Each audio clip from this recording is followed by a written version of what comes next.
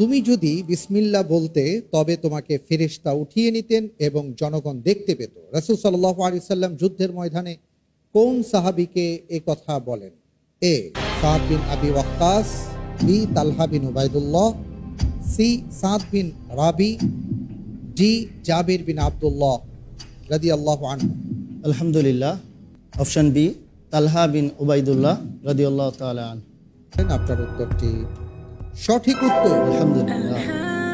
প্রিয় দর্শক, কি ছিল সেই ঘটনা যে ঘটনার পরিপ্রেক্ষিতে রাসূল আকরাম সাল্লাল্লাহু আলাইহি ওয়াসাল্লাম তালহা বিন উবাইদুল্লাহকে এই কথা বলেছিলেন?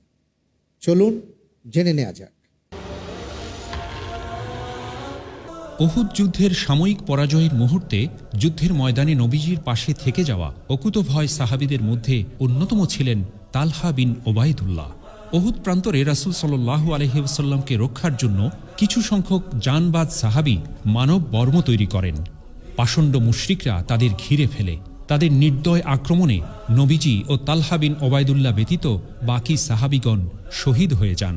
তখন তালহা বিন উবাইদুল্লাহ রাদিয়াল্লাহু আনহু একাই সাইয়্যিদুল আম্বিয়া কলিজার টুকরো রাসূলকে কাফিরদের নির্দয় আক্রমণ থেকে বাঁচানোর জন্য তাদের বিরুদ্ধে এক অবর্ণনীয় বীরত্বের সাথে লড়তে থাকেন। এক পর্যায়ে মুশরিকদের আঘাতে তালহা রাদিয়াল্লাহু আনহুয়ের হাতের আঙুলগুলো ঝরে পড়ে। কষ্টের তীব্রতায় তিনি উফ করে ওঠেন। তখন নবী করিম সাল্লাল্লাহু আলাইহি ওয়াসাল্লাম বলেন, হে তালহা, তুমি যদি এই ব্যথায় উফ না বলে বিসমিল্লাহ বলতে, তাহলে ফেরেশতারা তোমাকে ওপরে তুলে নিত আর মুশরিকরা হতভম্ব হয়ে তাকিয়ে থাকত। তালহা ইবনে উবাইদুল্লাহ তাঁর সমুদয় সম্পদ ইসলামের জন্য দান করেছিলেন। জান্নাতের সুসংবাদপ্রাপ্ত 10 জন সৌভাগ্যবান সাহাবীদের মধ্যে তিনি অন্যতম। উমর রাদিয়াল্লাহু আনহুয়ের ইন্তেকাল পরবর্তী ইসলামী খিলাফতের 6 সদস্যের শুরা কমিটির তিনি অন্যতম সদস্য ছিলেন। ইসলামের সকল সমরাভিযানে অংশগ্রহণ করেছিলেন। উহুদ যুদ্ধে হযরত তালহার ভূমিকার কারণে রাসূল সাল্লাল্লাহু আলাইহি ওয়াসাল্লাম বলেছিলেন, কেউ যদি কোনো শহীদকে দুনিয়ায় হেঁটে বেড়াতে দেখে আনন্দ পেতে চায়, সে যেন তালহা ইবনে ওবাইদুল্লাহকে দেখে।